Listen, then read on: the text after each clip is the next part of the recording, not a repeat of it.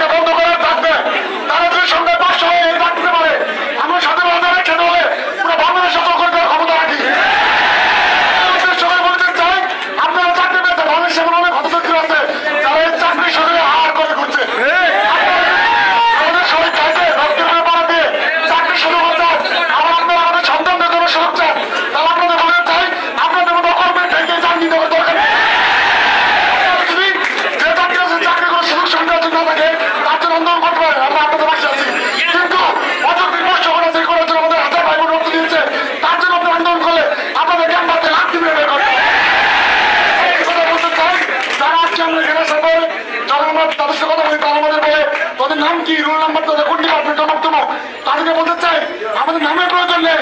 হাজার হাজার বন্ধুদের সাথে যখন দাঁড়িয়েছিলাম সেগুলি নাম খুঁজে আমাদের নাম কি আমাদের মতো 500 1000 2000 কর্মচারী কেন ভয় হয় না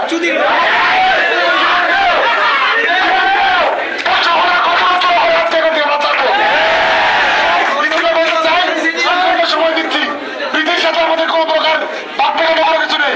আমি জানি প্যাসিস্টের শহর আপনার চাপ বিক্রি হয়ে গেছে, আপনাকে দেওয়ার চাপ প্রয়োগ করতে অনেক সময়, কিন্তু আপনাকে বলতে চাই কেন্দ্রের সাধারণ শিক্ষার্থীরা আপনার সাথে আছে। আপনি আমাদের কষ্ট করে বাকি আপনি আমাদের কাছে এসে ঘোষণা দিন, তারপর দেখি তার কত বড় সাহস কি আপনাকে ভালো আপনার ভালো দেবে। আপনি একথা বলতে নতুন কর্মকর্তা কর্মচারীকে আপনাকে সহযোগিতা করবেন। আমার সহযোগের জন্য অনুরোধ করবো, বিসিকে এখনো সময় দেওয়া হয়েছে, আপনারা এখনো সময় সুস্থ হয়ে বসেন, আমরা কোনো মার্ক করবো না, আমরা সকল মিলে এখানে সুস্থ আন্দোলন বাস্তবায়ন করে এখান থেকে যাবো।